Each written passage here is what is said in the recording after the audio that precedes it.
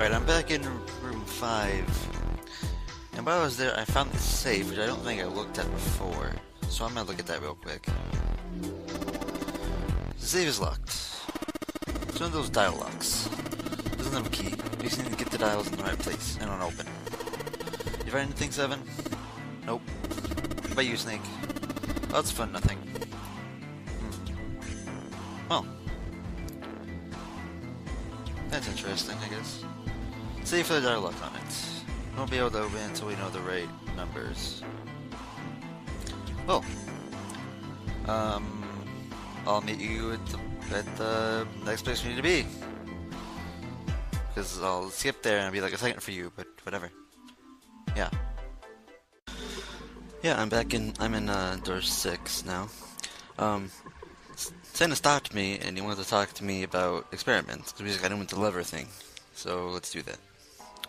You know, speaking of experiments, Santa suddenly stopped. There's experiments some scientists did with the rats. There's like a square shaped sea tank and it's full of enough water that the rats could drown. I think it has 2 exits, A and B. Exit A is pitch black, so dark a rat even couldn't see anything. Exit B, however, is electrified, I mean the rats can't leave through it. What do I have to do if it's put in this situation? Which egg would the rat choose? There's a moment of silence after Santa posed the question, and then Ace responded. B, of course. I had no way of knowing that exit B is electrified. Exactly. The rat goes to exit B. Of course, like I said, it's electrified. That means the rat can't get out that way. There's a lot of trial and error. The rat finally finds exit A. I can't say that's very interesting or relevant. It's simply the story of the laboratory experiment. Right, it is very interesting.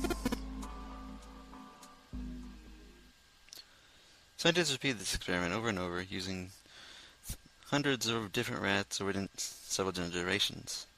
Produced surprising results.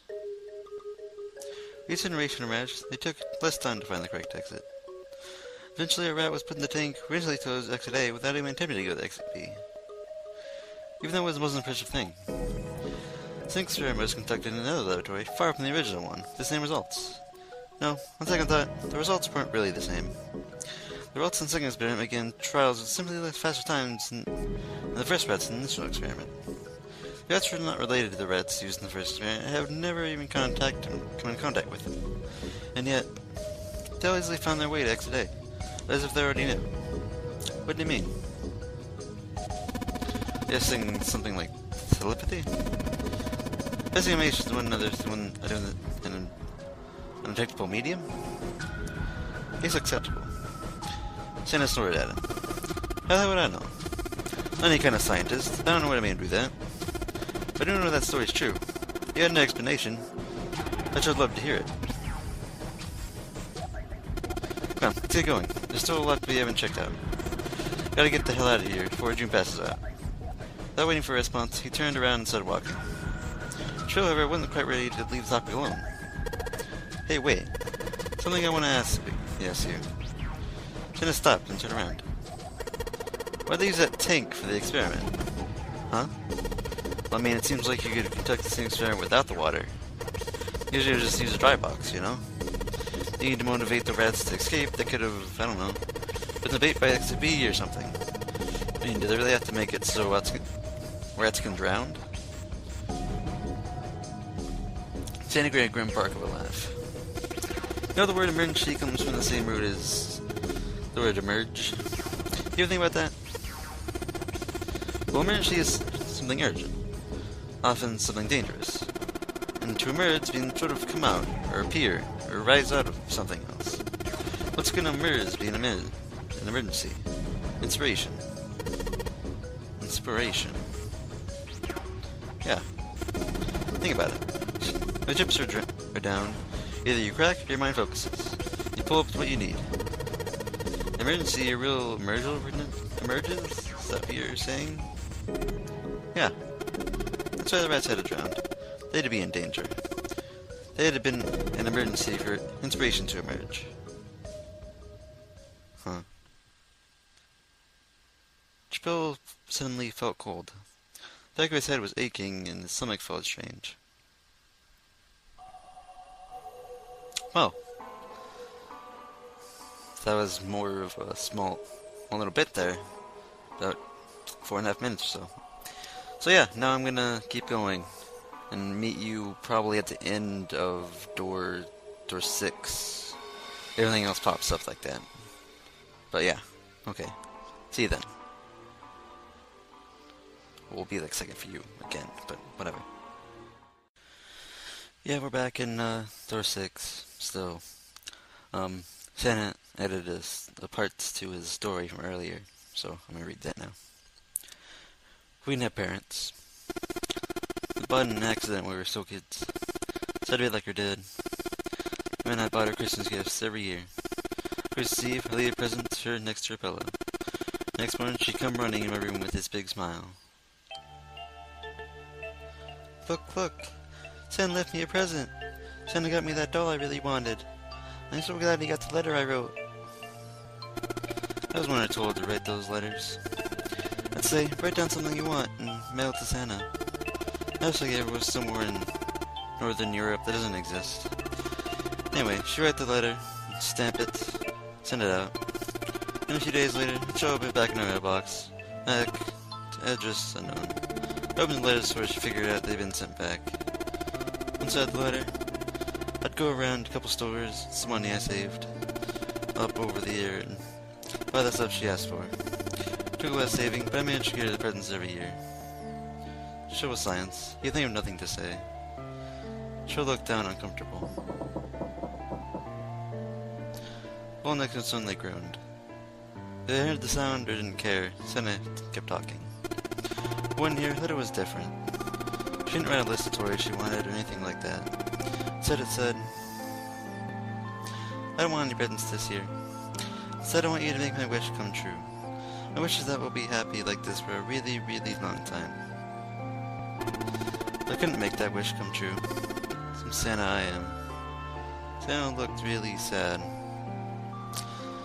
Jill hadn't seen him look this sad before. He wasn't sure he liked it. Jill decided it was probably best not to ask any more questions. But what happened? June glanced up at Santa as quickly as she spoke. He answered, but only with an effort. She died. She was killed 9 years ago.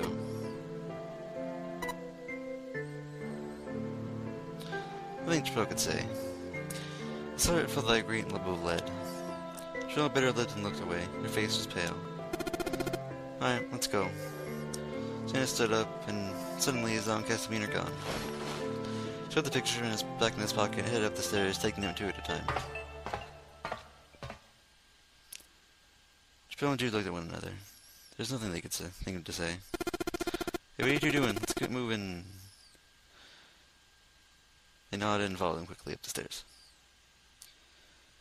Yeah, and now we're back at the regular thing. So, yeah.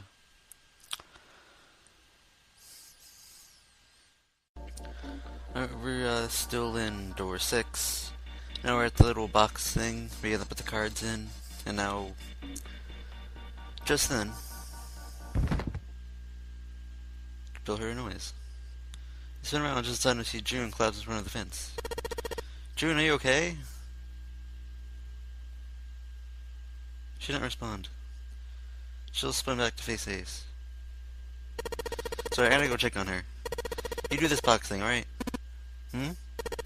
Put the cards in the boxes. I'm counting on you. Put the cards in Ace's hands and ran out towards June. Alright? What happened? June called her as he ran. You're right, June was climbing to her feet with Santa's help. I'm sorry. I'm fine. I just tripped. Don't give me that. Now it's the time. But it's true. I tripped over a box. Jill had his hand on her forehead. Temperature was much the same as it had been the last time he checked. She wasn't hot like she'd been before, but she was still warm. He wasn't completely gone. It's her fault. I think she really did trip on something, you know? Jill would have been willing to agree if June hadn't needed sweat much help standing up. So falling like that. Thinks he's probably still a little messed up. She was doing her best to busy herself putting dust off her dress. Her smile looked a little more embarrassed and her face was still a bit flushed. But she did look a great deal better than she had. Still. Alright, well, let's get out of here as fast as we can so we can get you to a hospital.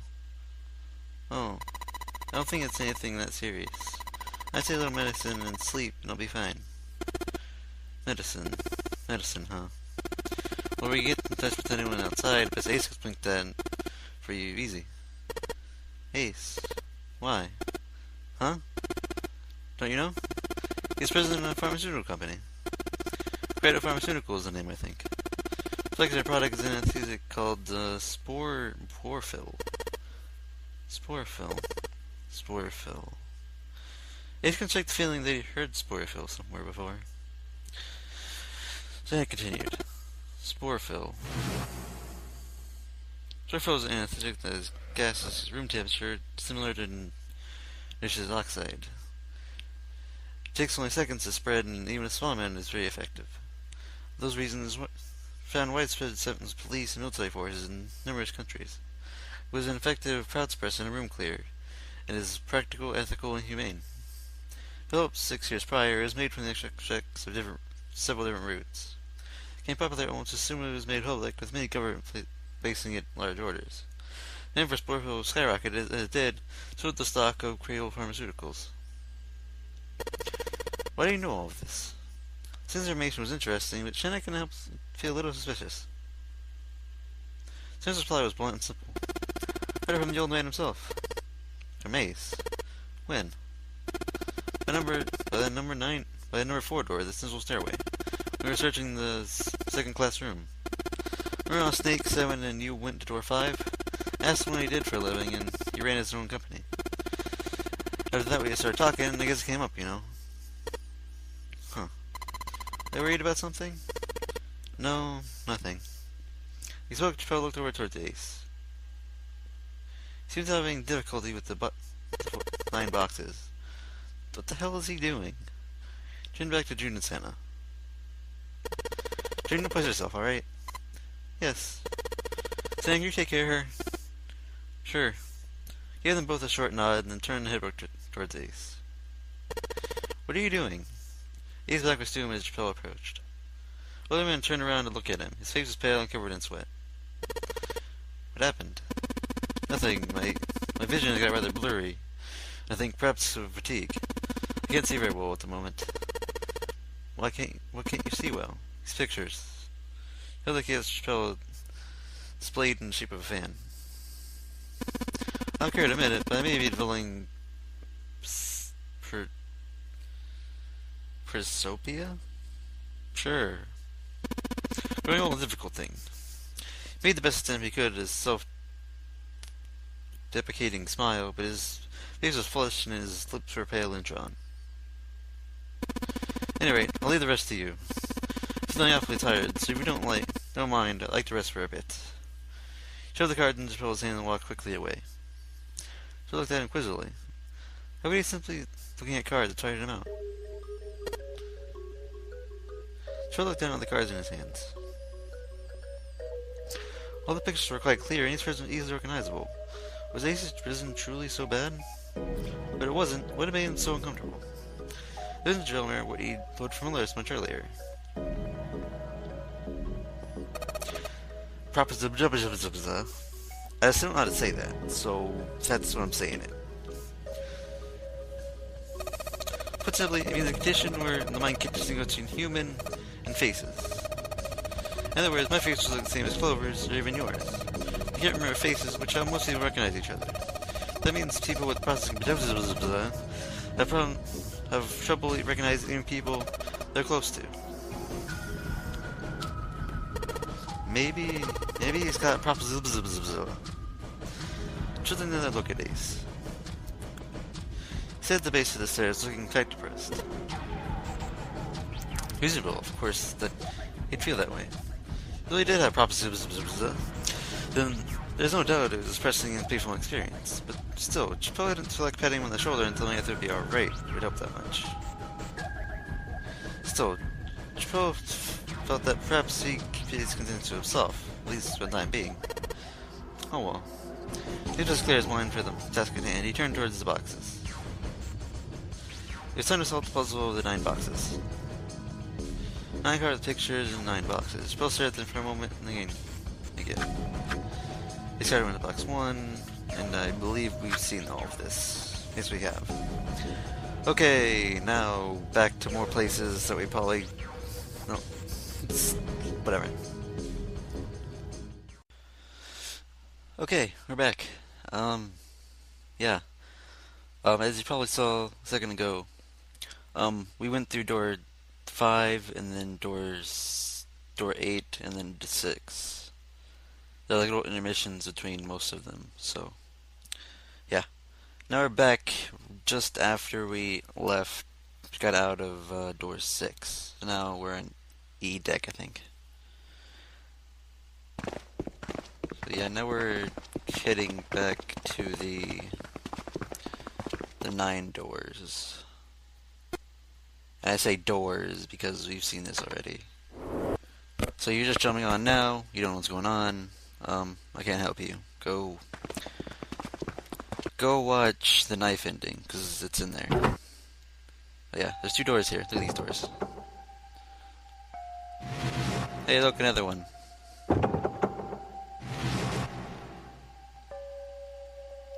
Two doors. Okay. Yes. Now where are we going? Go back. Okay. Yeah, this place is weird. I don't like this place. Let's get out of here. Okay. Now. Take the elevator up to C deck.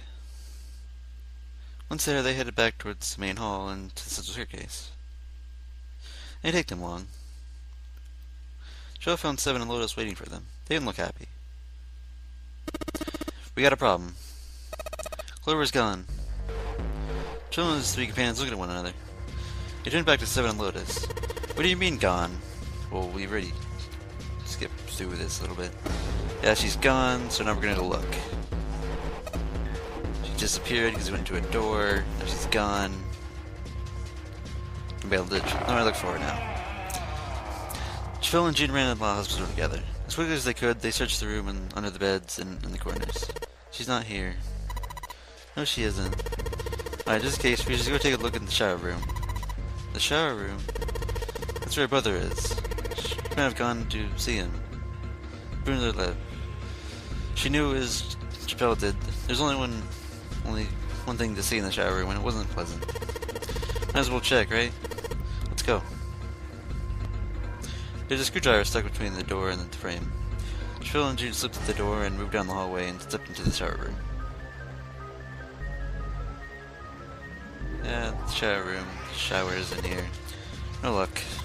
Yeah, I don't think she's here. Jude's voice was faint. She placed her hands over her mouth. Her face looked a little green. The tension in the room was almost unbearable. It had grown far more unpleasant since their last visit.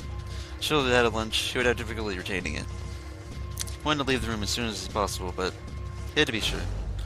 The only way to be sure was to check the other side of the divider. Wait here. Jude offered no resistance and nodded weakly to Chappelle as he headed around the divider. He stopped at the corner and turned his head. They decided Clover was nowhere to be seen. The only thing on the other side of the door was a dead body lying in a reddish-brown puddle of drying blood. There are many ways a man can die, but the skull was shattered, the head was more of a mass pulpy brain, bone something. The left arm was hideously twisted into horrific alien shape. The bright white of Anula shining in the remains of his skin and muscle. Huh? Wait. Bright white Anula bones. The pieces fell into place. Phil remembered something Clover had told him in the laboratory. Her brother's left arm, it's not like a normal person's arm. The accident hurt him really bad. To save him, they had to cut off his arm. Of course. Of course. Why didn't he realize it earlier? Clover had told Japel that Snake's left arm was prosthetic. But the left arm in the corpse behind the divider was clearly a human arm, or it had at least been once. That meant that corpse...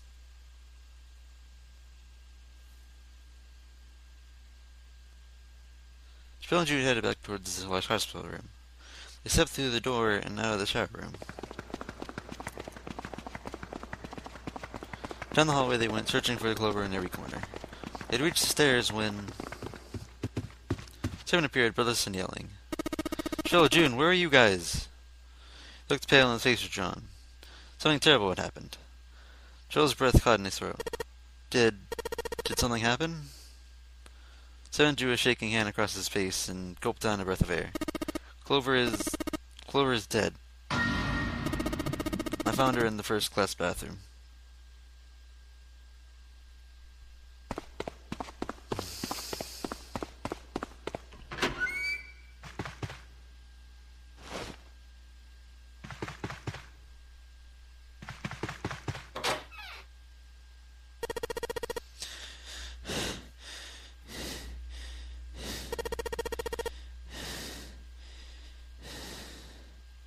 All sound ceased for Chappelle. The void was an empty, muffled expanse. Then began to hear his own breathing.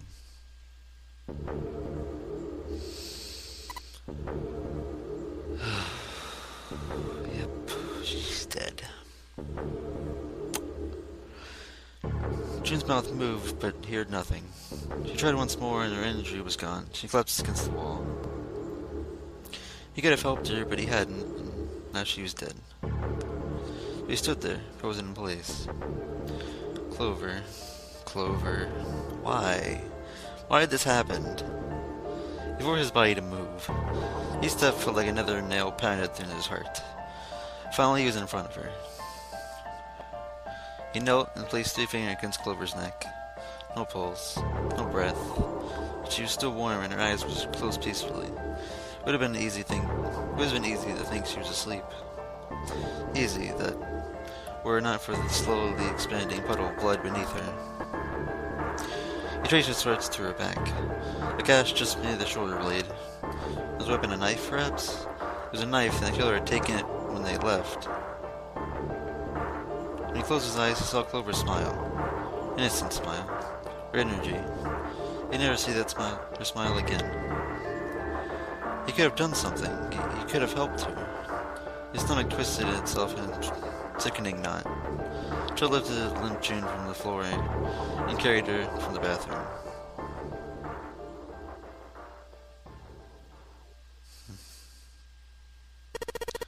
Are you alright? It's a foolish question, he knew it. Yes, I think so. Voice was weak. Fever had gone down, but the emotional scars she received were not likely to recede as quickly. Joe laid his hand on her shoulder and they walked towards the bedroom. Did you get some rest? He lowered June until she was sitting against the bed. She nodded once and stared at the floor. There were 4 in the room. Ace, Lotus, Santa, and 7. They all stared at nothing, their faces drawn and tired. After a while they drifted into the bathroom to see Clover's corpse themselves. As everyone was back in the bedroom, Chappelle slowly walked toward the center of it and looked around as some figures gathered there. Who was the first to find the body? Me. Seven spoke from Ryan Chappelle. He turned around. Seven's hand was up. Why'd you come to this room? Look for Clover. Why else? Found her body in the bathroom. As soon as I did, I ran outside. Got to the top of the stairs by the casino and yelled as loud as I could. Hey guys, I found her, but it's bad. She's in the bathroom in the first-class cabin. Come quick. Or something like that. I went back to the bathroom. Ace, Santa, and Loto showed up real soon after that. Well, I guess you two hadn't heard me or something because you didn't show. Took off down the stairs to look for you. After that, you know the rest, right? Chappelle nodded and closed his eyes. There's one more thing you need to ask. So there's one more thing I'm worried about. What's that? When we finished all the puzzles in this room and got the door open, you stuck one of those plates between the door and the frame, right? Why'd you do that? Come on, didn't I already tell you that? I did it so the door wouldn't lock. So we could come back to this room. Oh. You think I did it? Well, I don't know. It kinda depends on what you say, doesn't it? Seven sighed and shook his head. Follow me. There are two doors standing next to one another. He opened the one on the right. Behind the door was a closet. Seven stepped inside. He stood in front of one of the shelves that filled it and gestured toward a small box. The box was a small metal cube. He looked at Chappelle. This is the reason. This safe. We couldn't open it when we were getting through this room. I feared there might be something pretty important in it. I couldn't stop thinking about it. Besides, figured eventually we might figure out what the numbers were in the safe. And if we did, I want to screw around with door 5 again.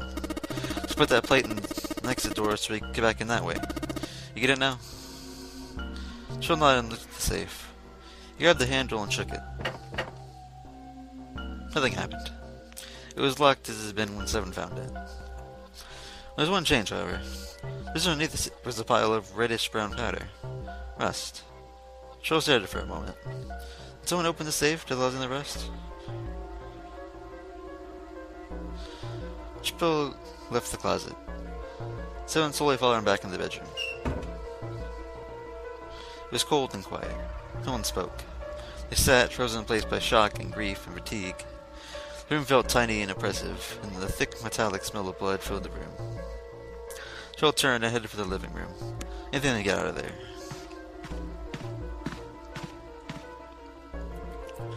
Was there some other clue, perhaps?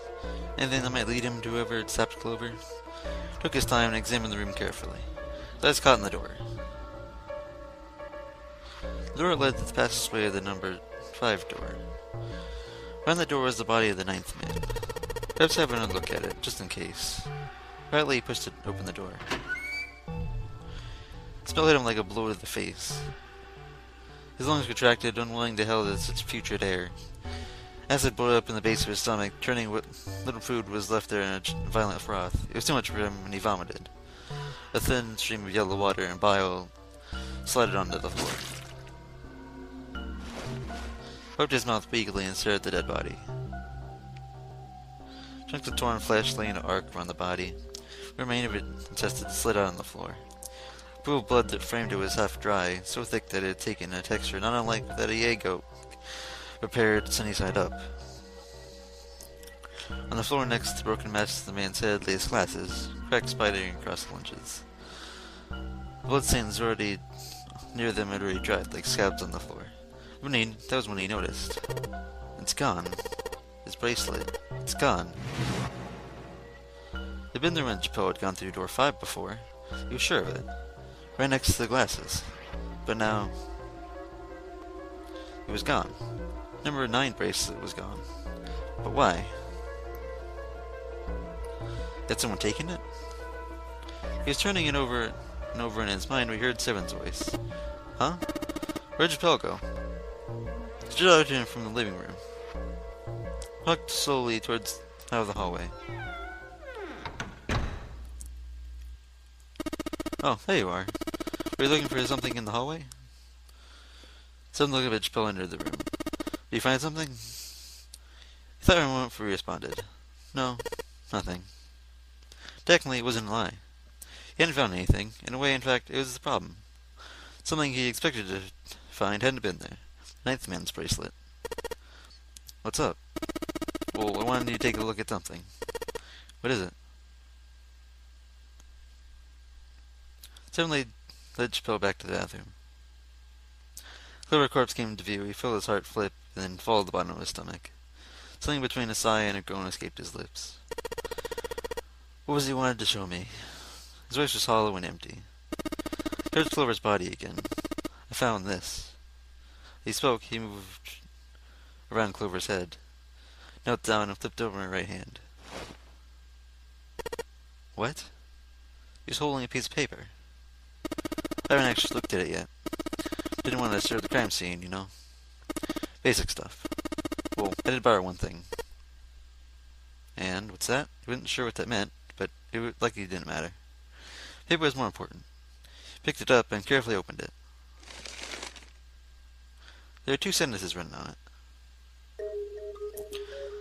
Truth had gone, and truth had gone. Ah, now truth is asleep in the darkness of the sinister hand. What is this? Some kind of secret code? Sans peered over Chappelle's shoulder at the note. Chappelle stepped away from Clover's body and into the living room. He began to pace, determined to decode the note. First clue was like the phrase sinister hand. Sinister hand means the right hand. No, that wasn't right. And that was really the sinister was used to refer to the left side of a coat of arms. More accurately, it referred to the things on the left side of a pair of a coat of arms. The left hand. The left hand. What did the left hand mean? She looked at his own left arm. The bracelet on his wrist. The darkness in his hand something to do with the bracelet? Examine the bracelet closely. There are two protrusions on either side of the face. The left and right sides of the face. Left and right. Left and right. Right and left. Truth is gone. Truth is gone. It sounded funny. What did it mean? Truth gone. Maybe those two words.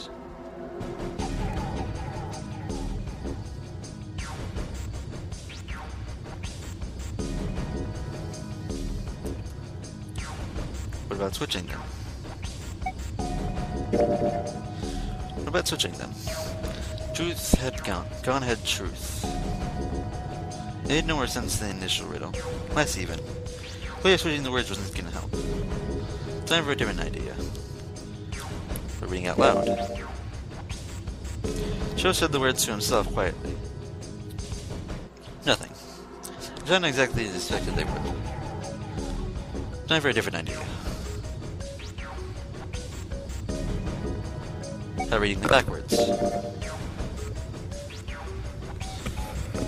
Gone in truth. Enog and Gert. There aren't even words. Surely doubt they have anything to do with the riddle. It was a good try, though. Truth. Gone. Those two words... What else could they mean? What else could gone and truth mean? Truth, of course, meant something that was correct, something that was fact. In other words, something that was right. It followed then that gone meant left. If there's someone left, they were gone. In this case, however, they were clearly referred to the directional homonyms. So that means truth equals right, gone equals left. This doesn't make sense. So look at the bracelet again. The positions on the left and right side of the face. Chappelle pressed them in the following order.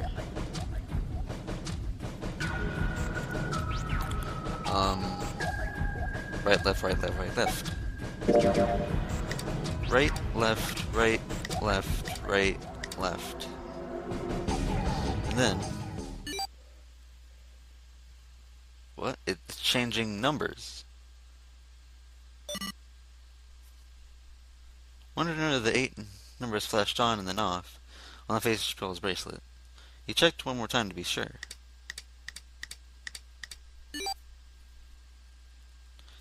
One, 4, 3, 8, 3, 4, 2, 1.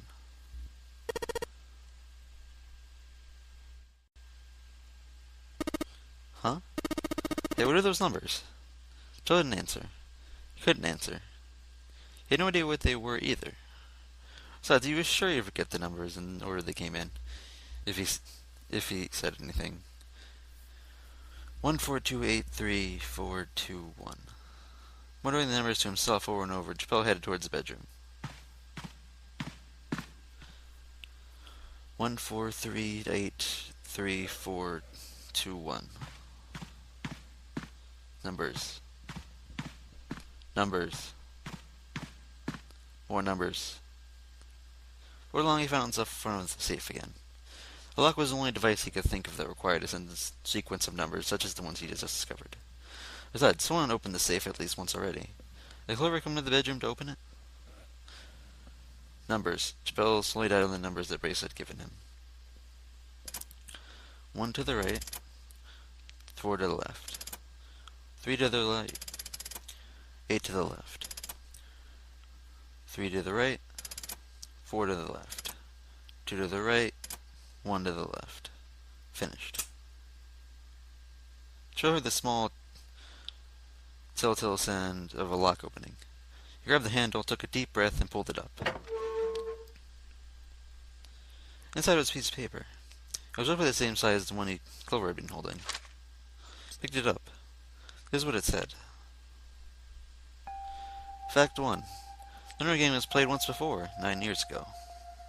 Fact 2. The person with the number 2 bracelet attended the game 9 years ago. Fact 3. It was planned by the following 4 people. Creative Pharmaceutical CEO, Jintaro Hangu, sure. Creative Pharmaceutical Chief of Staff, Nagasaki Jisaki. I'm butchering these names, but whatever. Creative Pharmaceutical R&D Supervisor, Turusaki Kuraba. Majority shareholder of Creative Pharmaceutical, Kagekicha Marashisudo. Sure, butchering Japanese names. I don't know. I must punish them. For the innocent lives they sacrificed. This is the only warning they receive. The innocent souls might be saved, now I state the truth. 0.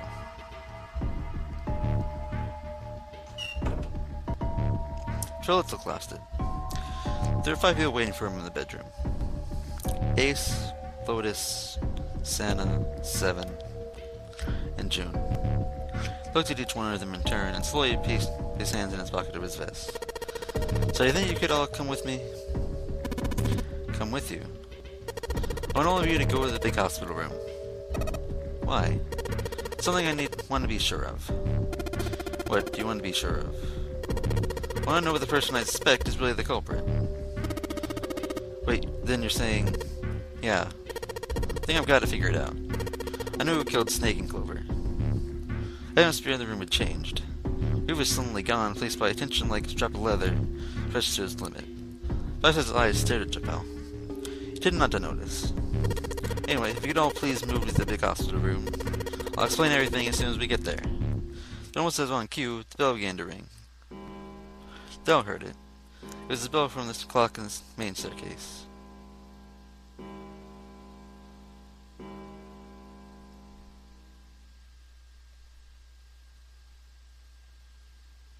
The bell rang 5 times and then ceased. It was 5 o'clock. They had an hour left. We don't have a lot of time left. Let's go. Slowly, one by one, they followed Chappelle out of the room.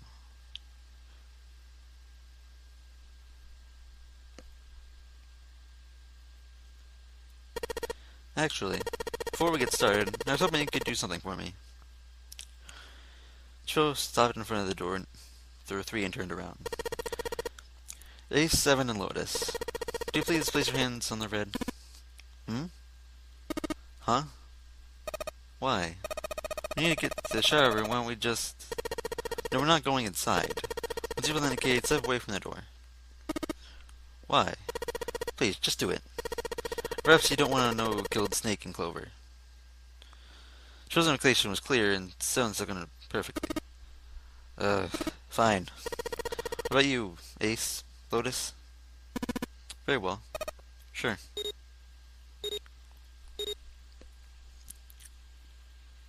Quickly, they pressed their palms onto the red.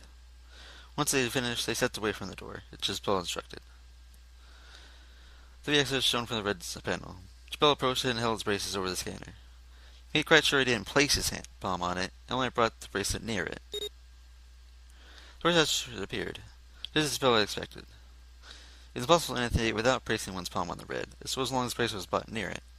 Chappelle put the lever down.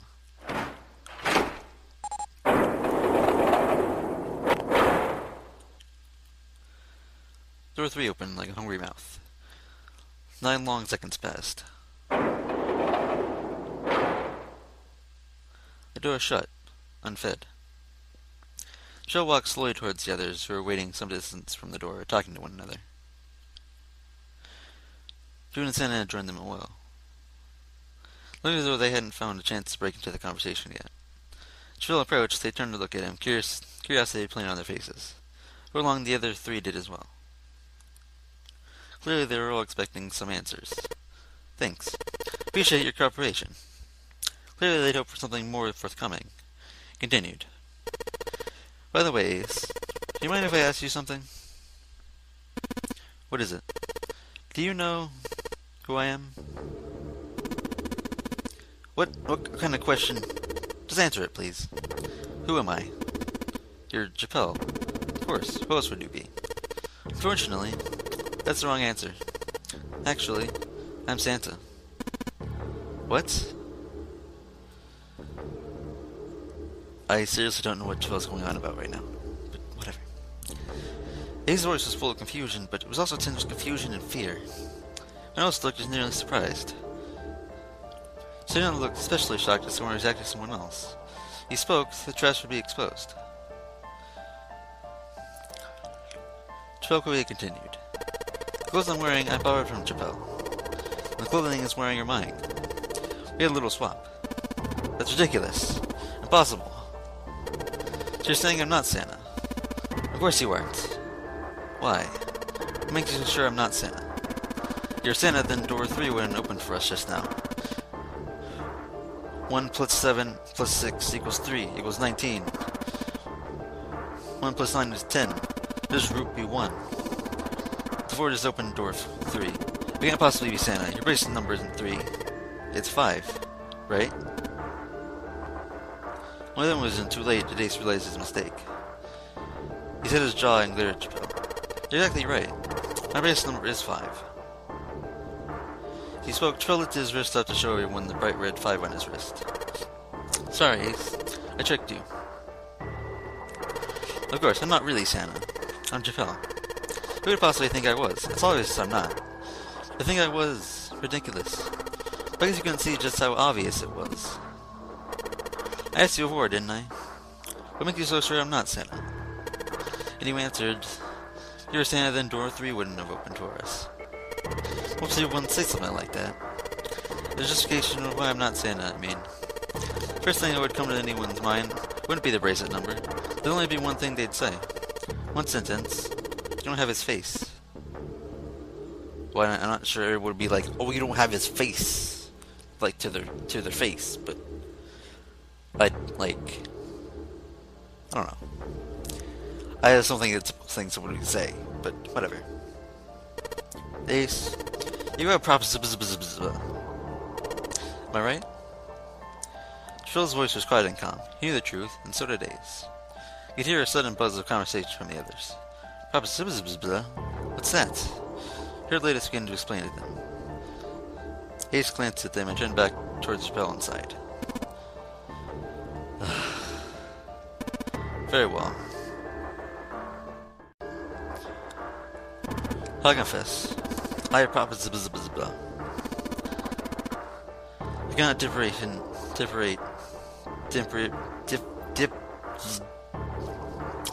I cannot differentiate human faces.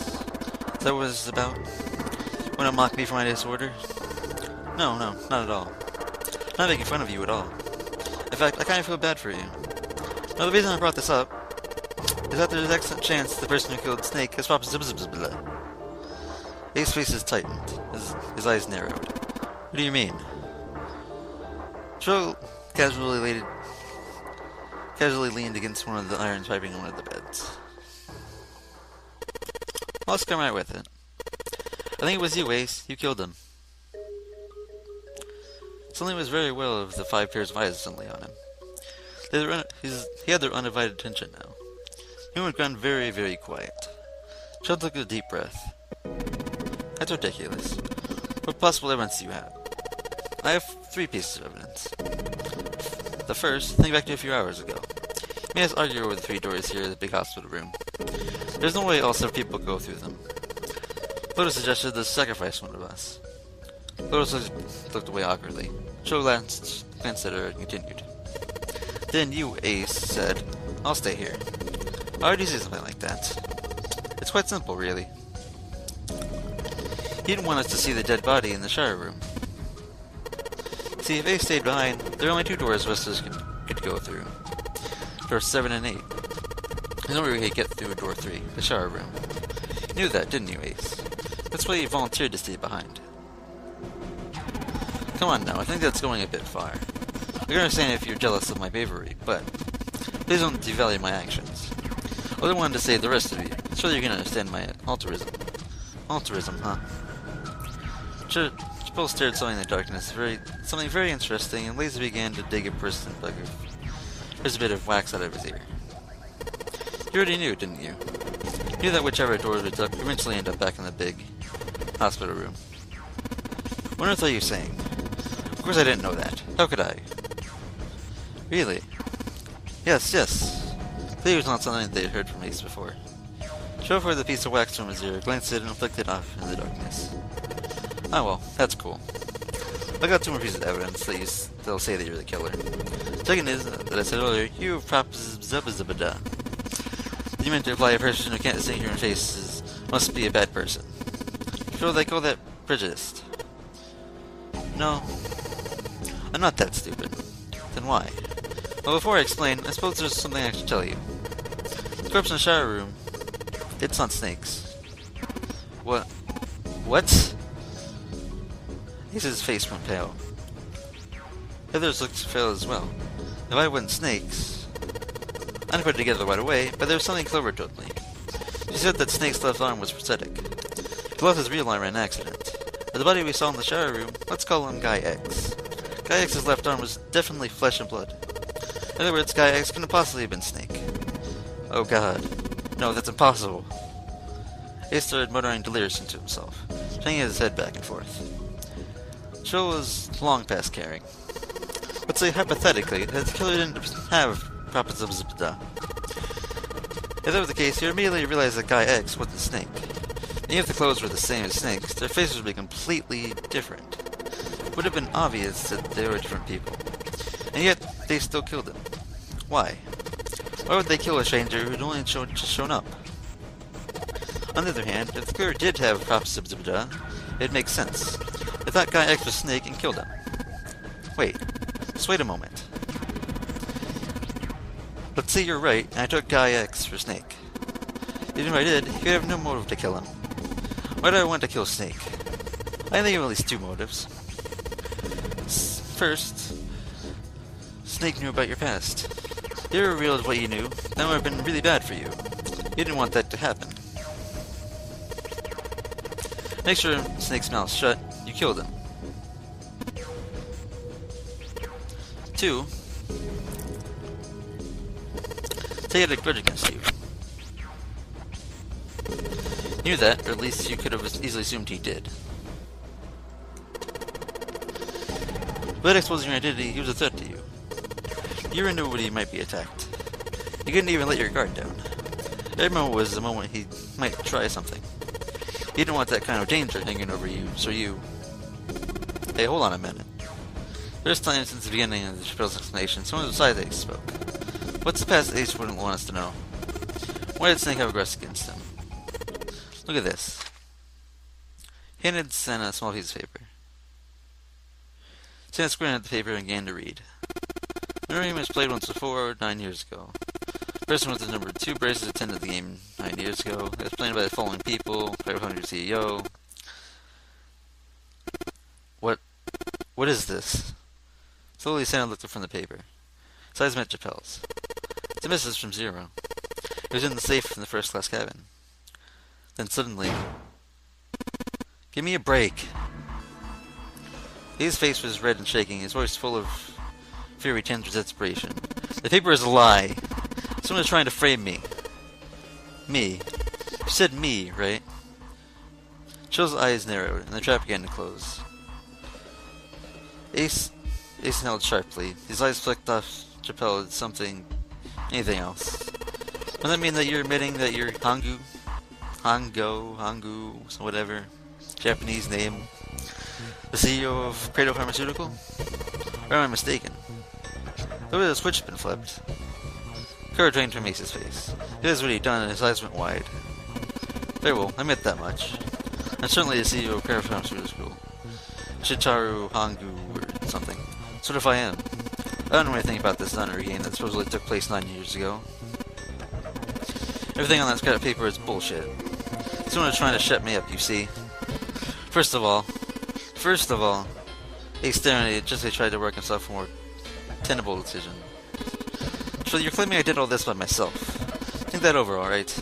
How could I have killed Snake all by myself? Not Snake. It was Guy X. I don't care who it was. She had the killer put this other man in the door 3, right? Yeah, maybe. I couldn't have possibly done that alone. I couldn't have opened door 3 with only myself and Guy X. Nope, you could have.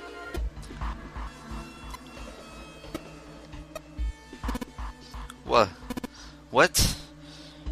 Ace's face was tight, and his teeth were clenched. Joe fixed him on a level stare. Trevor was about to close. Actually, Ace, when you were unconscious, I took something from you. Remember when you were injected with that anesthetic and fell asleep in the big hospital room? Yeah, back then. I took this. Joe Ace into his pocket. No, you couldn't have. Ace's right hand moved. Joe smiled. I got you, Ace. Your right hand there tells us all I need to know. Want to tell me what you're so worried about? What's in your pocket? It's the number 9 bracelet, isn't it? Ace, Guy X, and the 9th man's bracelet. That's all you need to open door 3. That's how you killed Guy X all by yourself, Ace. All you need was the number 9 bracelet in your chest pocket. Ace lowered his hand from where it stopped, halfway to his pocket. He looked down at the floor, his face hidden from Japel. All he could see was the corner of Japel's mouth, twitching like a dying fish. If you want to play innocent, that's fine by me. Go ahead, tell me, I don't have the bracelet. That's what you want to do. But you could take off your coat and hand it to me. I'd really appreciate it. Anyways, we'll take it from you by force. Right, Seven? Yeah. Be my pleasure. Seven cracked his knuckles with the sound of gunfire.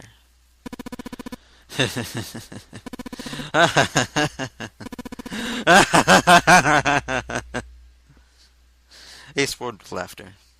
He threw his arms wide and his head back and laughed, filled the room with a sound like that scarcely belonged there. Then it stopped.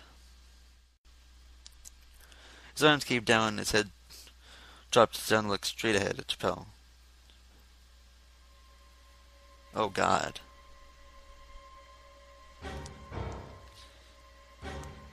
Oh God. Look at his face. That's horrifying. Look at that. That's God. That I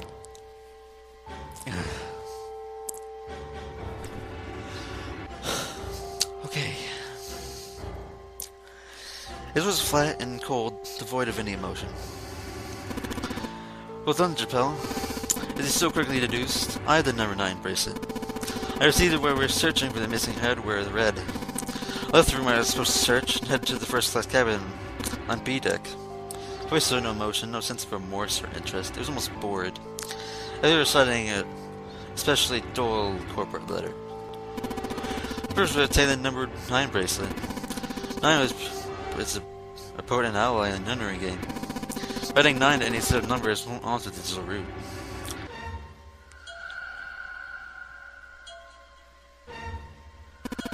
You can see 9 is a very useful number here.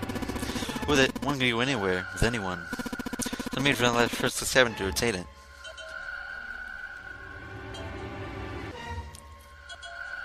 He assistantly acquired the number 9 bracelet. He also found an unexpected bonus, the knife the 9th man had been holding. He took both in his chest pocket and left as quickly as he came. Walked down the stairs and headed back to where he was supposed to be.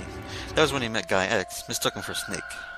Snake was on his way to the large hospital room and I noticed Ace behind him. Ace made sure it stayed that way. He followed the man wearing Snake's clothes to door 3. The man stopped, he walked up behind him quietly and called out, "Snake!" The man turned to look at Ace. He said nothing, no words came out of his mouth, half open. He seemed dazed somehow, almost like a man half asleep. Perhaps he had been drugged. It didn't matter to Ace. He was certain the man was Snake. He knew Snake had been a part of the non-room game 9 years before. Snake hadn't risen on Ace immediately, but he was blind. That much made sense. Well, then hadn't Snake said anything to him? Surely he hadn't forgotten what happened to him in the nunnery game, but not once he attempted to confront Ace. Perhaps his lack of sight prevented him from recognizing Ace. Perhaps Ace conspired with Zero to deceive Ace.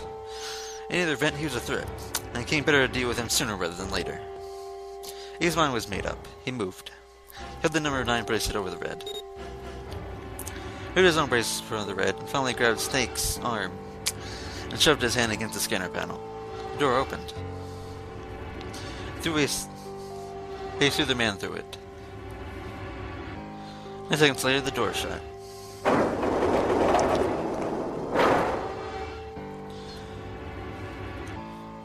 "81 seconds passed. The man said the door passed away.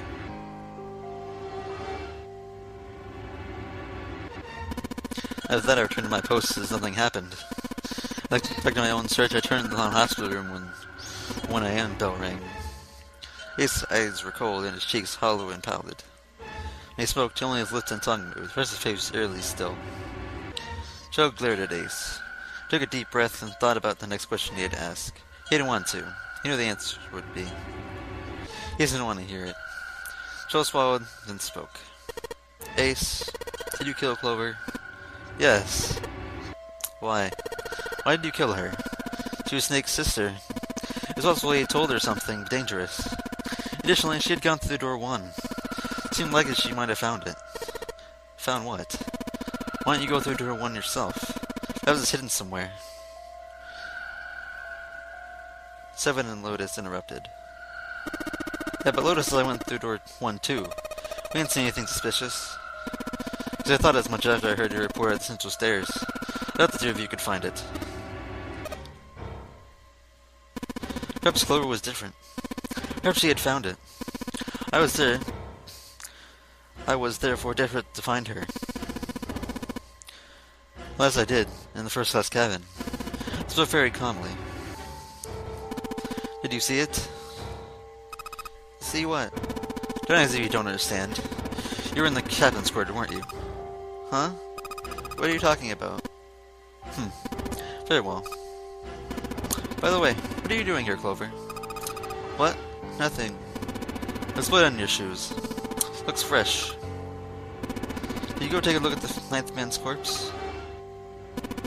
"I see. Your silence suggests that you noticed. You saw something, didn't you? You thought the bracelet was gone." Clover ran. She made for the exit, but Ace stood in her way. "I'm not going anywhere." He caught her by the collar as she passed, and threw her to the floor, hard.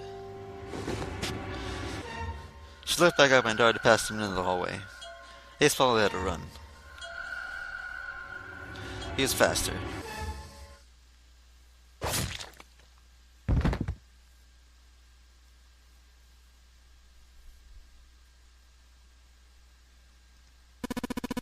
That was how I killed Clover. Face hadn't changed. He felt guilt or remorse or anything one might feel of taking life from another human being. It didn't show. "You son of a bitch."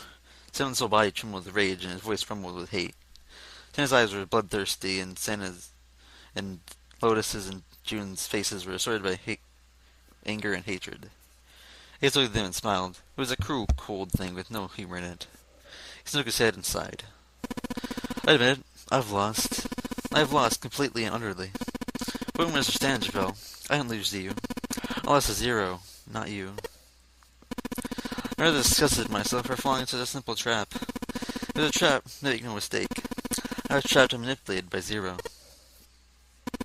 The man I killed in the shower room. He wasn't Snake, then I have no idea who he was.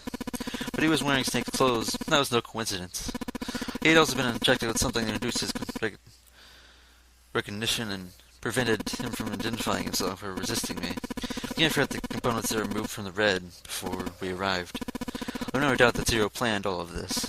Zero made sure I would kill that man. It follows, of course, that Zero knew everything I would do. That I would try to take the number 9 bracelet. That I would try to kill Snake. Everything. Suddenly Chappelle remembered the paper he found in the safe. Remembered the last words Zero had written on it. I must punish them for the innocent lives they sacrificed. This is the only warning they will receive. Innocent souls might be saved now that I see the truth. Zero. Remember the other words I heard from Clover. I think Zero is one of us. One by one, Chappelle looked at the 5 people standing in front of him. Ace, Santa, June, Seven, Lotus. Zero is one of us. No, Chappelle paused. There's one more person. Snake. It was clear now that the man who died in the shower room was not Snake. The meant Snake was almost certainly still alive. Perhaps Snake was Zero. Perhaps Snake had made Guy X wear his clothes, so he appeared to be dead. Where was Snake now? Perhaps he was somewhere, laughing at them. If he was Zero, he'd surely lie about many other things. Was he watching them?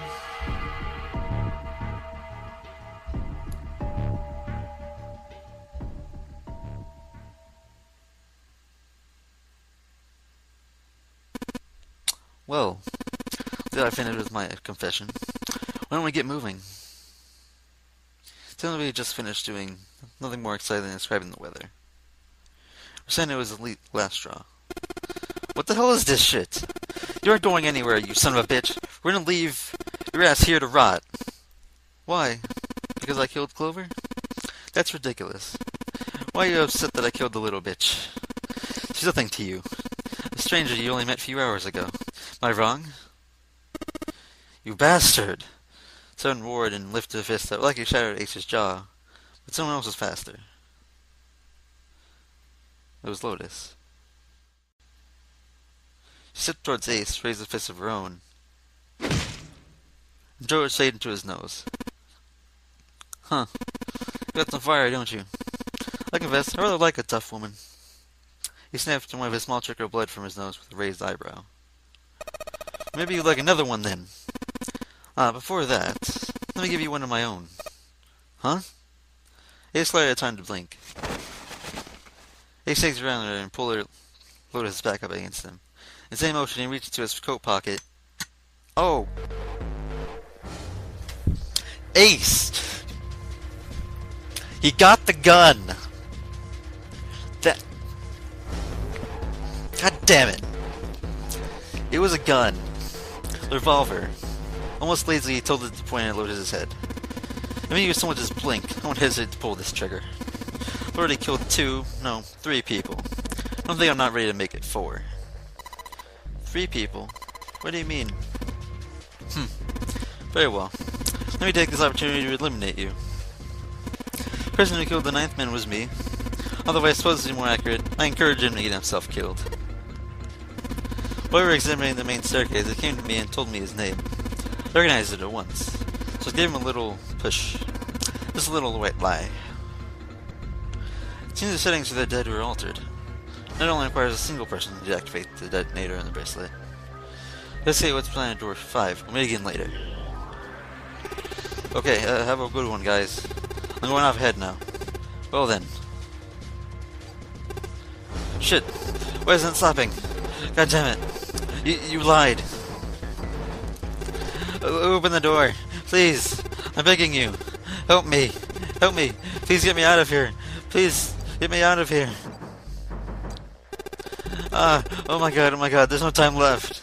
Listen! I was lied to! He lied to me! He put me in here! It was him! He killed me! It was him! Ah!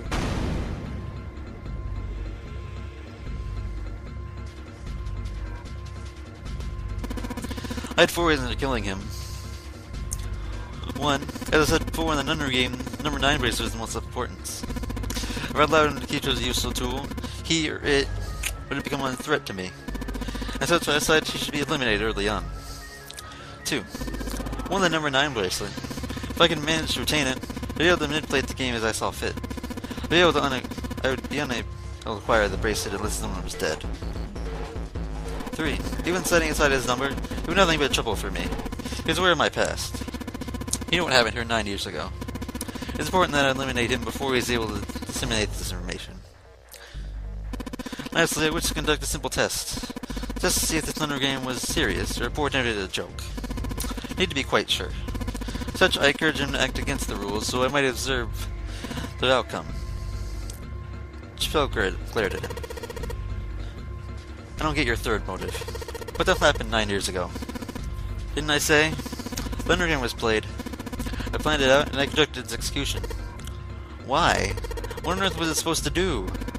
I don't think I have any obligation to tell you that. He smirked. He was trying to provoke them, and it was working. Aloysius paid very little attention to Lotus after catching her. The guy never waited for her temple. She looked quite pale, and when she spoke, her voice shook. Hey, what's with this gun? Where did he get this? Why don't you tell her, Santa? Santa ground his teeth and glared at Ace. On the other side of the door 6. We found it in the gun coffer in the cargo room.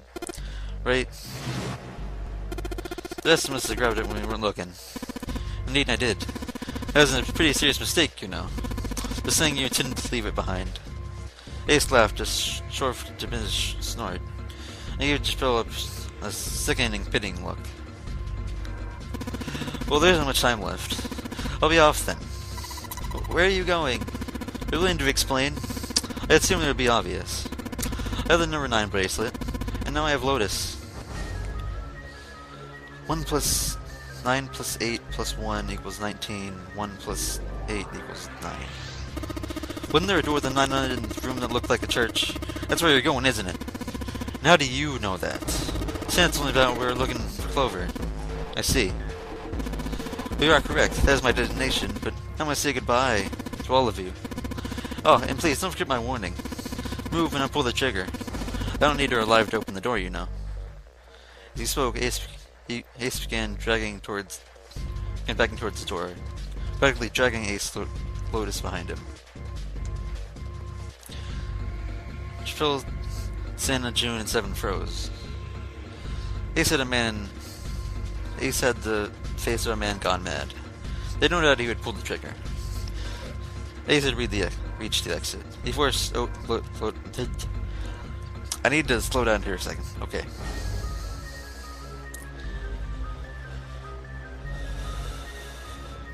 Okay.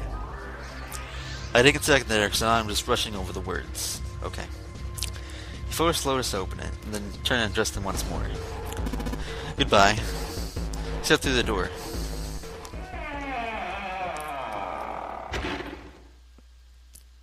It fell shut. Blink of an eye, they were gone. As Ace and Lotus were gone, Chappelle and the others left for the door in pursuit of Ace. As Chappelle laid his hand on the doorknob, there was a noise behind him. He looked over his shoulder. She was kneeling on the floor, breathing heavily. Hey, June, what happened? Are you alright? Santa ran to June and wrapped his arm around her before she collapsed all the way. Jesus, you're burning up. Your fever's back. Are you okay? June's fever returned for no apparent reason. Her eyes were watery and her eyelids drooped. Her breath came in dry, shallow gasps. I'm okay. I'm fine. You should be worrying about Lotus. He's breathing hard now, and she had barely summoned the strength to talk. Joe was torn. He couldn't leave June alone in the state she was in, but every moment they waited, Ace was farther away. Lotus's life in his hands. What was Joe supposed to do? Joe's eyes drove towards Chappelle's. She had to muster a weak smile. Jumpy, don't worry about me. I just need a little rest. I'll be fine. Don't you remember? I asked you to rest a little bit last time. So please save Lotus. Think about what Ace has already done, Chappelle. When he's got what he needs from Lotus, you really think he's gonna let her just walk away? God damn it. You guys go on ahead. As soon as June starts feeling better, we'll follow you. Go. Chappelle looked at June. She nodded once. He couldn't manage much more. But it was all the information Chappelle needed. His role was set. Alright. Come on, 7. We're gonna go after Ace. Hell yeah.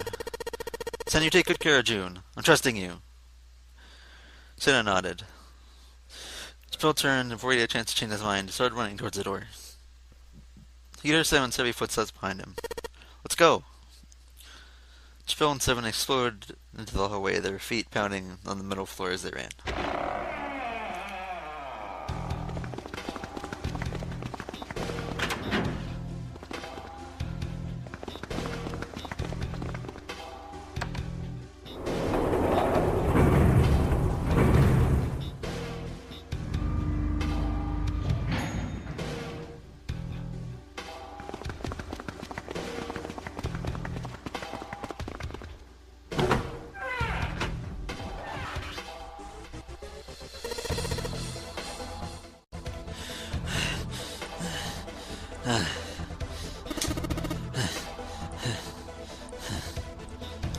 Chappelle and Seven finally arrived at the church, exhausted and out of breath. As their lungs struggled to catch their breath, their eyes frantically scanned the room. No sign of Ace or Lotus.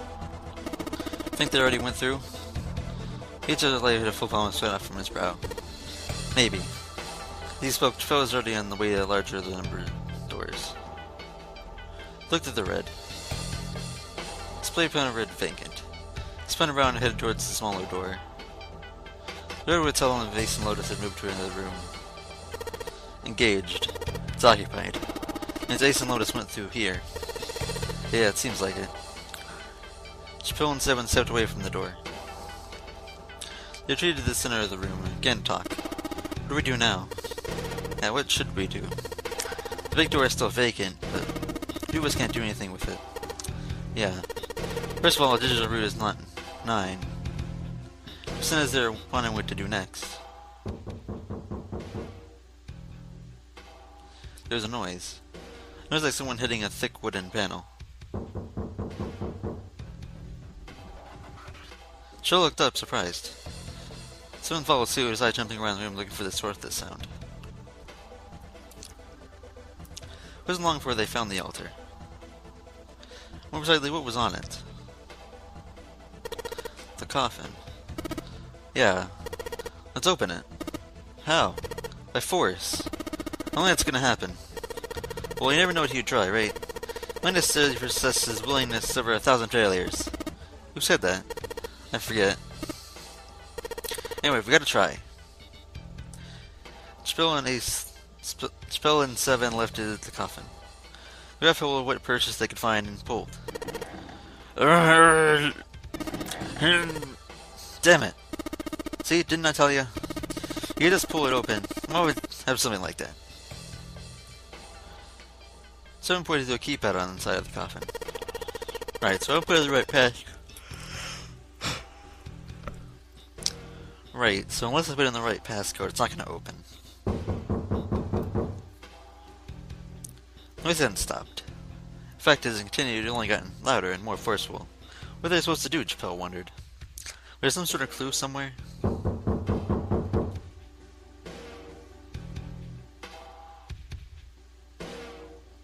They stood there for a few moments, staring at the coffin, and Seven spoke. Hey, Chappelle. Remember you mumbling something weird numbers over by the bathroom in the first-class cabin? Got those numbers solving the secret message Clover was holding, right? Truth had gone, or something like that? Yeah, that's right. What about it? Maybe that number is the passcode for this thing too. No, that's impossible. Those numbers were the code to unlock the safe. The person who set up the safe and this coffin are the same person, right? So you'd set up both of these. Yeah, probably. And they might have set the same passcode for both of them. That's ridiculous. Why don't you just try it? I mean, it's not like you'll make things any worse. It'd be a waste of time. There's no way they're the same number. How do you know that? You never know until you try. Linda says you're to 1,000 failures. Yeah. Who said that? You. That's sure. Fine. I knelt down in front of the keypad and looked at it. Perhaps because he repeated them so many times before, the numbers came easily to Chappelle's mind. Quickly he typed them in. 14383421. Checked that they entered the right numbers, took a deep breath, pressed the button. It took a moment. Oh. What? You gotta be kidding me. It was a click.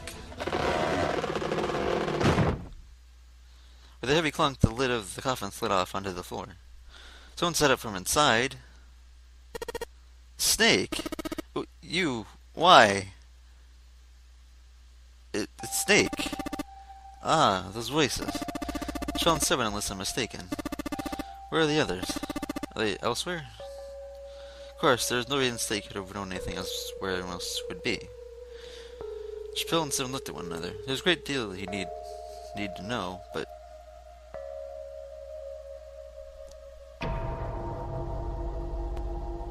they had to tell him something, however, so they began to talk. Snake explained to them how he came to be locked in the coffin, apparently been hit some sort of knockout gas. And Chappelle and Seven explained what happened to the rest of them. There's one thing, however, that neither Seven nor Chappelle could bring themselves to say. That Ace had killed Clover. They felt that Snake knew he might well go insane. So they had a much better look at the moment Snake climbed out of the coffin. Snake's story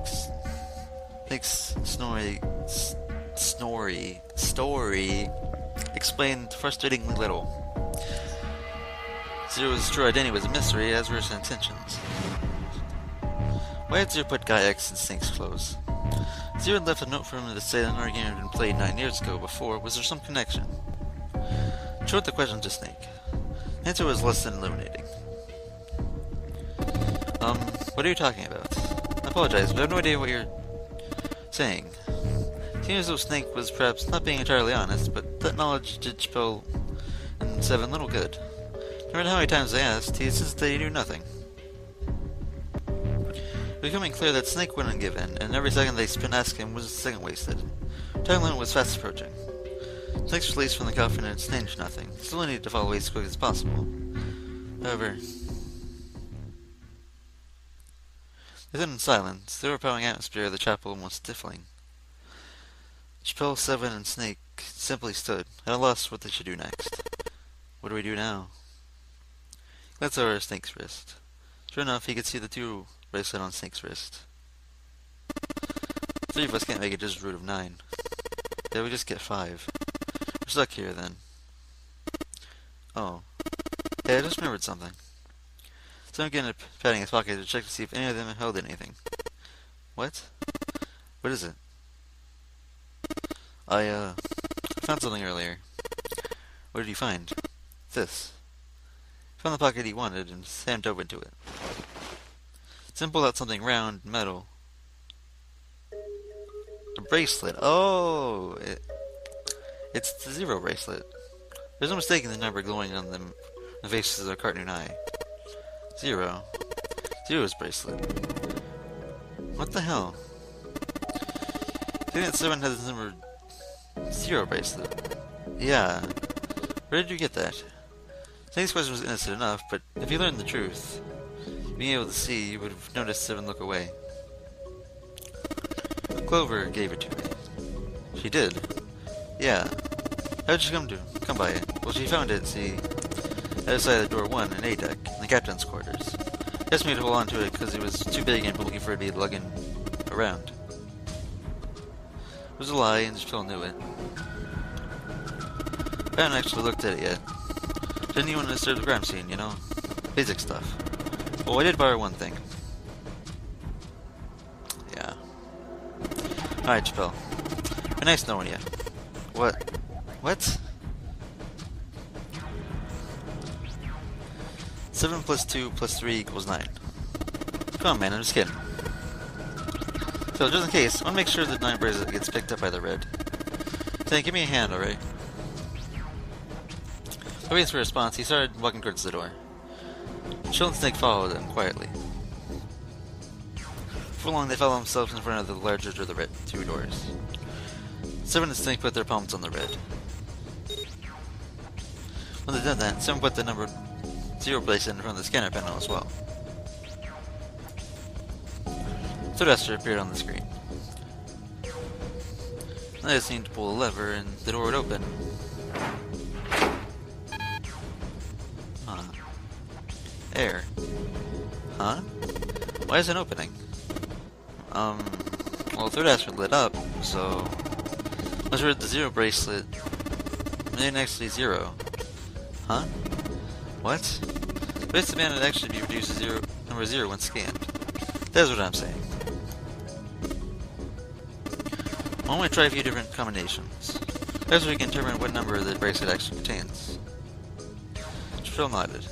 They decided to use the following combination. Snake Chappelle with bracelet. Maybe 7, I guess. The only answer was 2. However,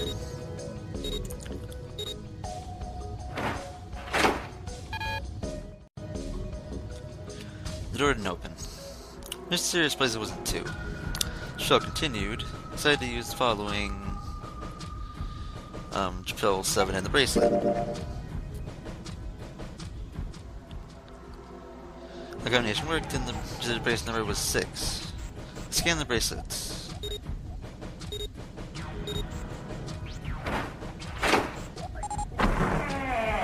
Oh.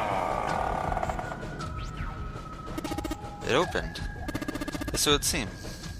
Certain clearly hadn't thought their explanation would do anything useful, and looked rather confused. Snake was as usual calm and smug. The door slid closed. Shows forward as he thought.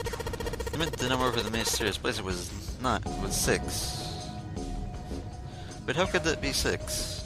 Displaying the bracelet clearly showed a 0. Suddenly, from Cerno's far beneath him, they heard the creak and groan of tearing metal. With them came the sound of water pouring in the parched ships that had, until recently, been dry. Oh man, that's not good. Guess our time's just about up, huh? Anyway, we now know that the door can be opened. Let's go. But, Snake, are you sure? Yeah, you know the only Chappelle and I can go through this way. You needn't worry. I have a solution to this problem. Last resort, but if now is not the time for last resorts, then when? Last resort.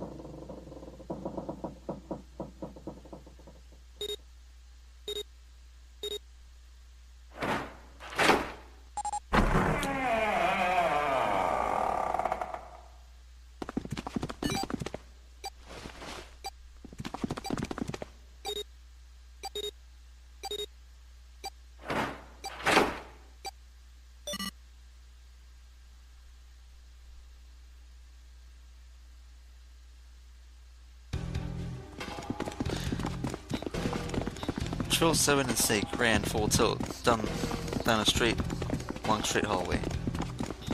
They were headed toward the stern of the ship, and they had no time for distractions. As they ran, 7 spoke.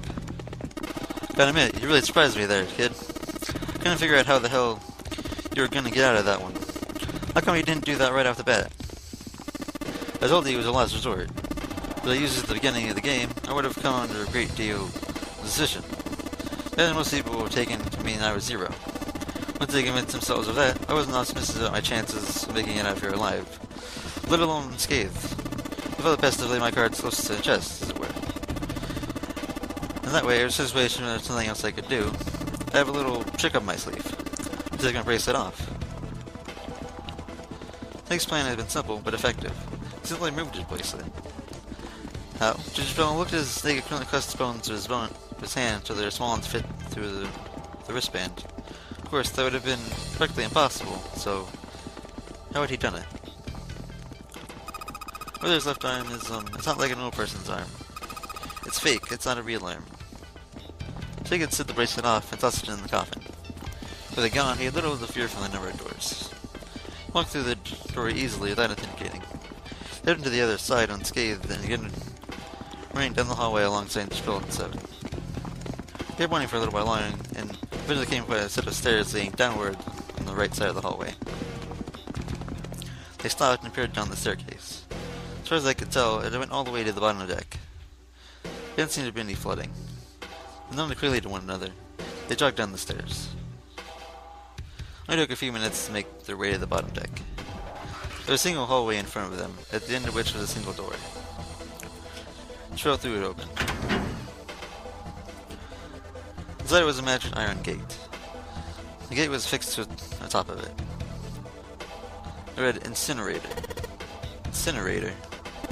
Oh my, that doesn't sound very pleasant. You see a lever near the gate, perhaps? Yeah, right over here. How do you know that? Well, you have your regale you with the story. And it should only take half a day or so. Trill grumbled and gave Snake a dirty look and dragged away the lever. You pull it to the run. Got it. Pull the lever down.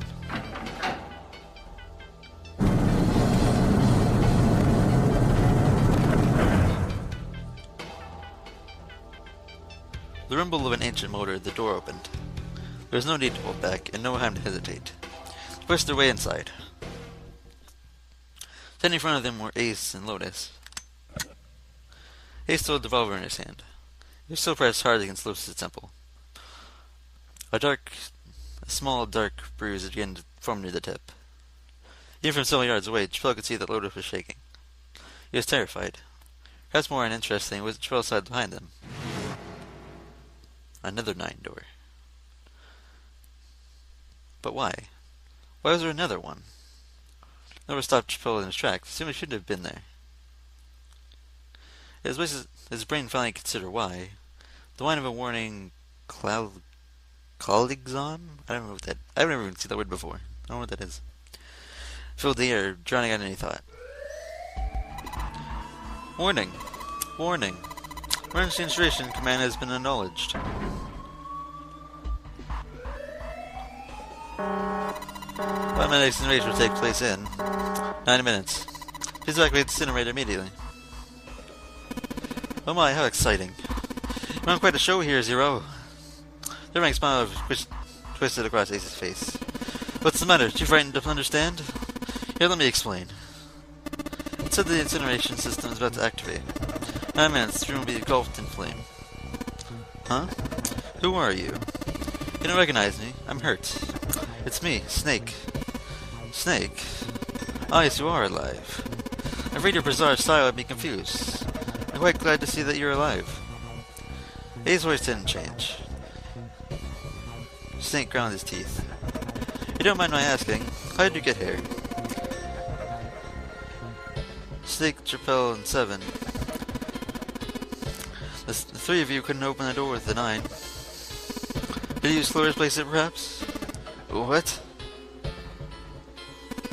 Oh, well, your reaction did... Just you did not. Hold on. Why do you think we've used Clover's bracelet? Show his test tight. Oh. They haven't told you? Told me what? Clearly not. Normally I would take some time and enjoy the moment, but I'm afraid my time is at a premium just now. Let's make this quick. Clover. Don't do it, Ace. Keep your goddamn mouth shut. Clover. I said stop it. Don't listen to him, Snake. She could hear his voice going hoarse, but Snake didn't listen to it. What happened to Clover? Ace looked at him. The corner of his mouth curled in the hook of a cruel smile. Clover died. Oh, look at him now. Jeez. Now he's got the crazy eyes. Clover left Snake's face. He shook his head weakly. No, that's not true. It's impossible. It's a lie. It has to be a lie. That's quite true. I can assure you that of that. I killed her myself, you see. What? I'm sorry, did I stutter? I killed her. Snake's face twisted in a mask of rage. A miserable dot rising to dot his pale skin. His entire body shook. He looked to Chappelle, staring like a demon. I would have rather she died with less suffering. A bullet in her brain, perhaps, would have been ideal. Unfortunately, that would have made quite a bit of noise. Circumstances being what they were, I would have settled for the knife. The one that the knife band had, do you remember? I believe I caught her just below the shoulder blade. I was really lucky, in fact. My first throat right between her ribs. Her flesh was so soft. My slid in so easily. There's no resistance. That feeling was... I confess, I feel rather excited. It was a powerful memory. Someday, perhaps, hope I can feel it again.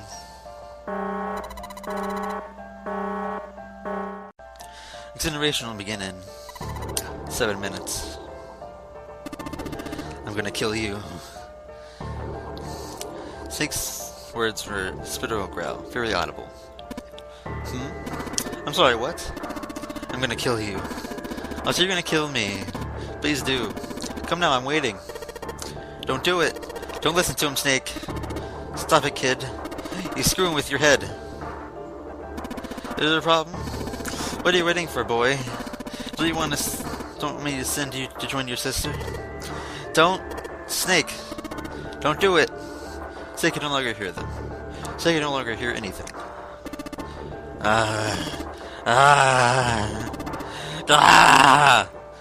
Snake moves like a bolt of lightning.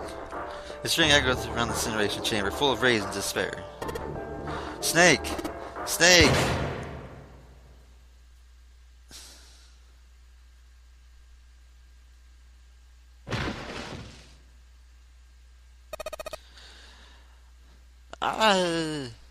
That was... that was bad. Sorry. Another scream filled the room. It was Lotus. She ran across the room towards Chappelle, her eyes wide with terror. Snake's air-fade attack had loosened Ace's grip on her, but she made a run for it. She reached Seven and Chappelle and ducked behind them. She hugged her fingers on her arm, tight enough to be painful, keeping him between her and Ace. Situation began in 5 minutes. Give me the woman. He raised the gun. I need her. Without the bracelet, I'd be unable to open this door. Quickly now. No time for your shenanigans. In the center of the room, Ace's body lay eerily still. He looked like a human larva, prone and invulnerable on the floor. I see. It would seem I have no choice. The rest of you must die as well. Fortunately, I have 5 bullets left. One for Japel, another for Lotus, and the last 2 for the lump of idiotic man you call Seven. I'll take Lotus's body with me and leave this room. Tradition began in 4 minutes. Well, it looks as though our time together is at an end. Rather enjoyed playing with you. Goodbye. Joe could see Ace's finger tighten. He could see it begin to squeeze down on the trigger. His body tense, preparing for the catastrophic impact of hot lead in human flesh. Then it happened. What? Snake stood up. What? No, that's impossible. For the first time, Ace's closure broke. Larry's effort. Snake lunged forward, one step closer to Ace, and another. He looked for all the world like a zombie. I'll kill you. I'll kill you. Which was one for wailing of an undead. Stay away from me. Get back. Stop. You come any closer, I'll get away from me. Little by little, Ace was retreating. Snake didn't stop. He continued to a stiff, inexorable approach. His eyes twin pools of pure fury. Listen to me. I said don't come any closer. Shit. You bastard.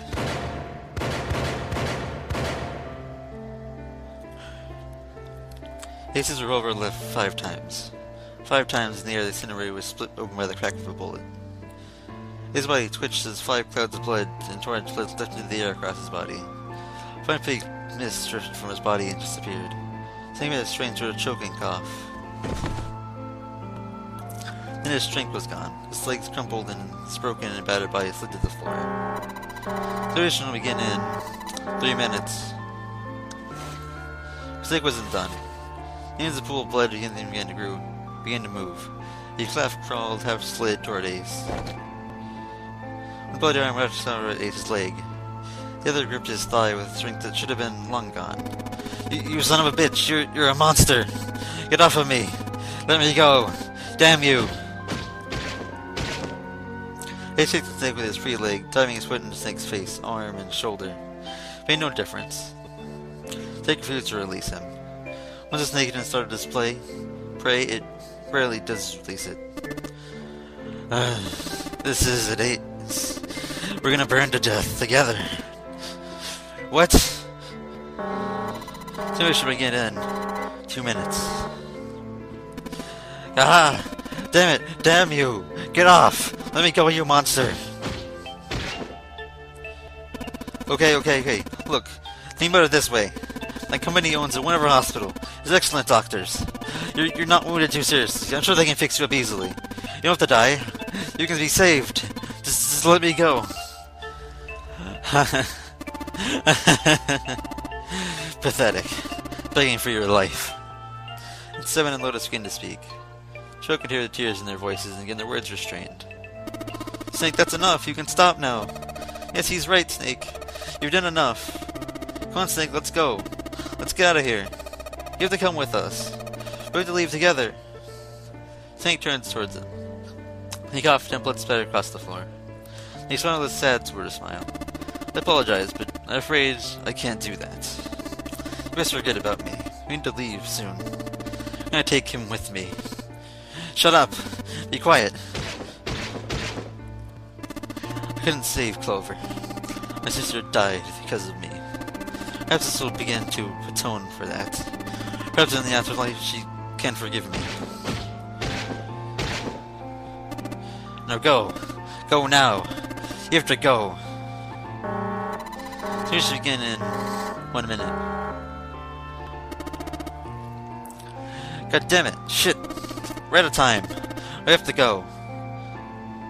Seven ran towards the exit. Lotus followed him, but Chappelle couldn't move.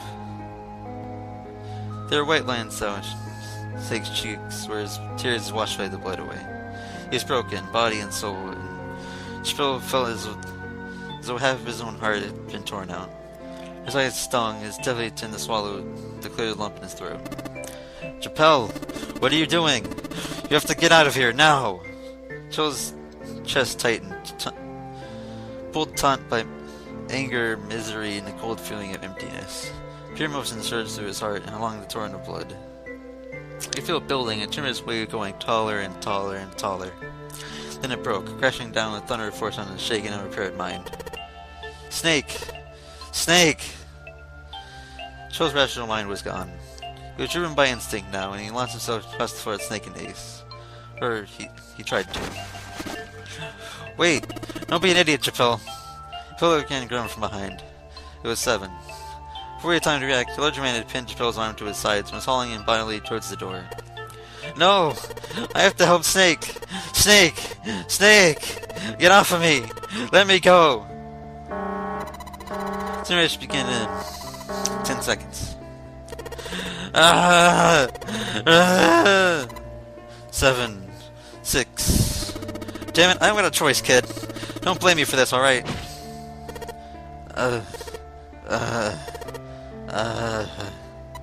5, 4, 3, 2, 1, 0.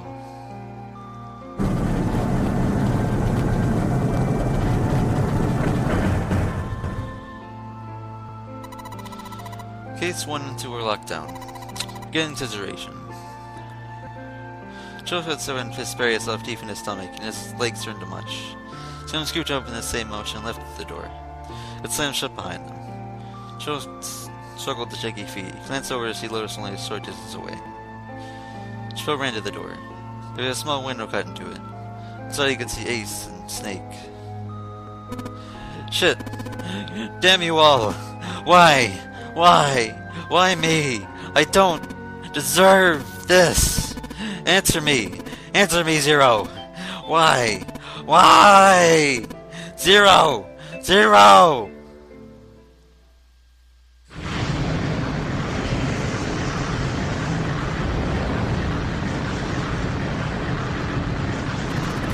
Zero!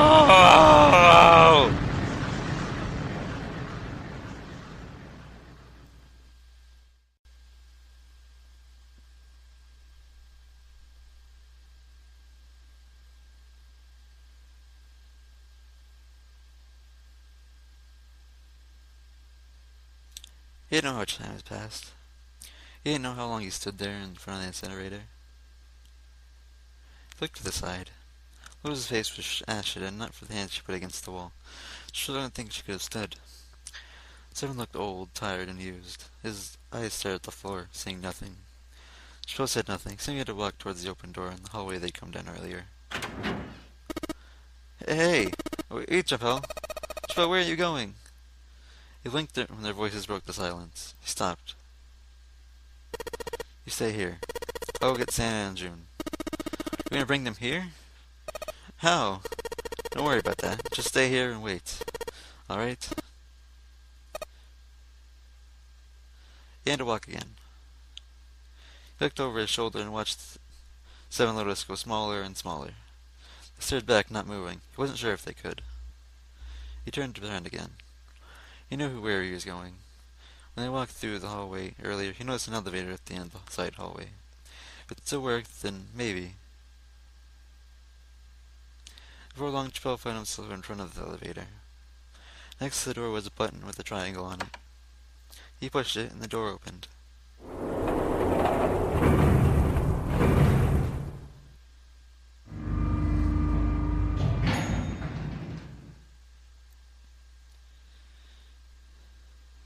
Joe was in the large hospital room. June! Santa! He kept calling and walked to the center of the room.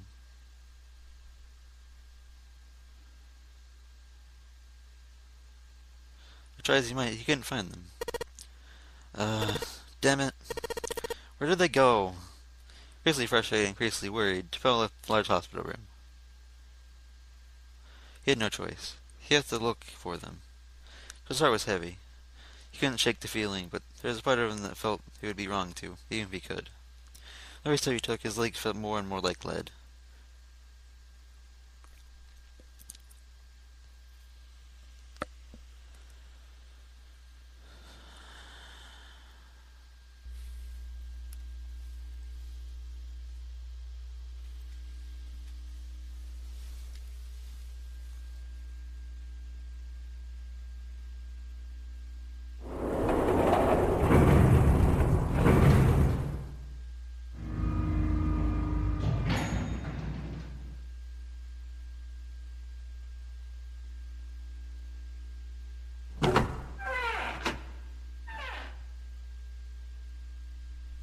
Sometime later, Chappelle found himself in the chapel. He stepped inside, expecting to find nothing. But there, on the red carpet in the center of the room... June! No, codenames didn't matter any longer. She was Canny. Canny! Chappelle cried her name and ran. Like lightning, he ran across the room toward her. Oh man. Canny! He stumbled to a stop. He looked down at her body, laying so still on the floor, he felt like the grip of fear upon his heart. She was still so very still. No, it couldn't be. It was impossible. Slowly, Chappelle bent down toward her. His hands shook. He felt very cold and very hot at the same time. He forced himself to look. Her back was moving. Slowly, it rose and fell. Relief washed over him. Canny! He reached down gently, very gently, lifted her up. Canny! Canny! Are you alright? Jumpy. Her face was pale and her lips were dry and cracked. Her eyes were blank and cloudy. They stared straight at Chappelle, but saw nothing. Trembling, Chappelle wrapped his arm around her back. She was cold. Very cold. Chappelle tried to convince himself that it was only his imagination, but Chappelle as he was fading away. He could feel his heart pounding frantically in his chest. Oh man. Canny! What the hell happened to you? You feel... jumpy. I'm sorry. Voice was very faint. I might not make it. No way. No way am I gonna let you die. I'm gonna save you, I promise. Thank you, Jumpy. Thank you so much for everything. I was really happy to see you again, Jumpy. Really happy. Don't give me that I was crap. You're gonna see me again lots more times. You just gotta hang in. That's alright, Candy? Jumpy, did you know? You meant a lot to me when we were kids. I liked you for a long time, Chappelle. A really long time. Bill's vision had gone blurry. It took a moment to realize his eyes were filled with tears. He could feel a pinching. He could feel a piercing point of feet deep in his heart, like a white, hot flame. He looked down at a cane. Game over.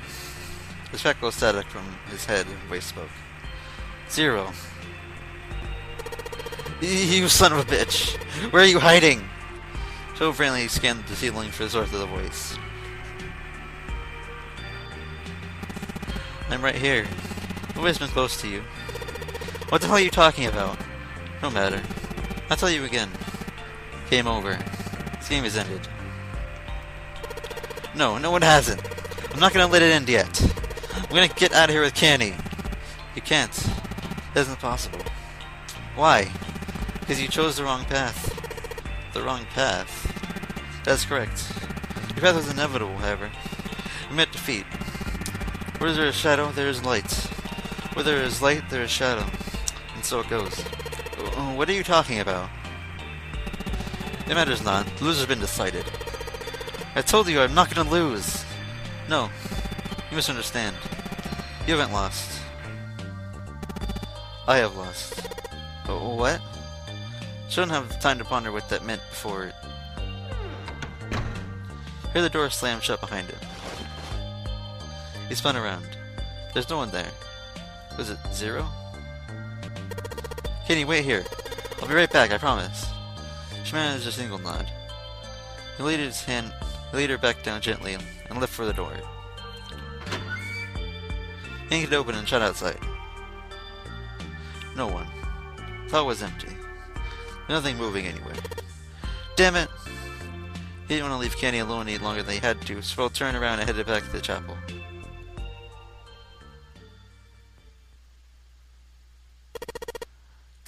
Kenny? She wasn't there. She wasn't anywhere. She'd been lying there on the floor, just moments before. Now she was gone. Oh God. No, no. Where is she? Kenny.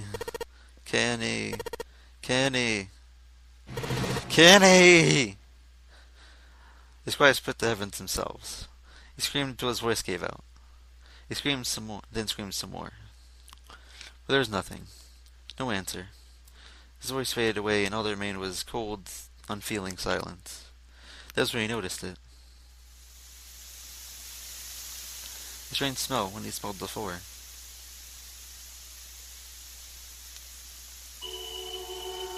It smelled of a particular white smoke. 9 seconds later, Jabril's mind winked out.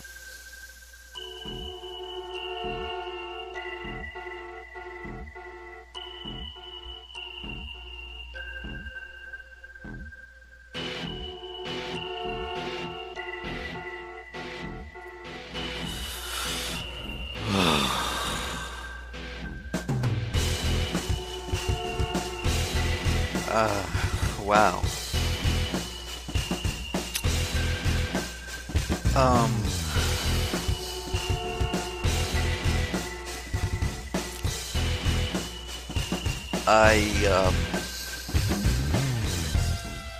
I don't know.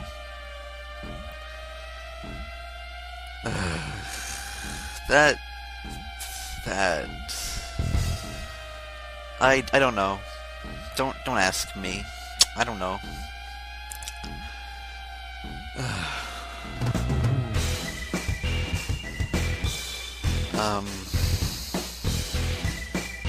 Yeah, so that was another ending for you, I guess.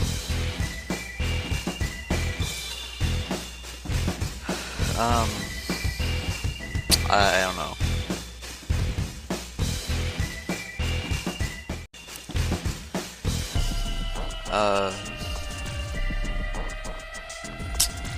I don't know what to say.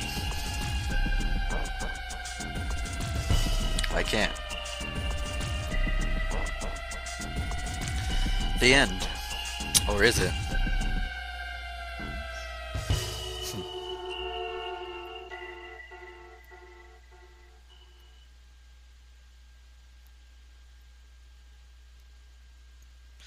Seek a way out. Seek a door that carries a 9. The Titanic. Jordan, is that a dead body? Who do you think did it?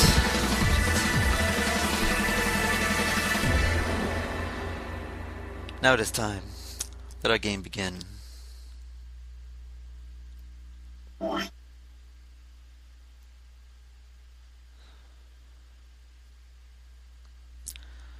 Well,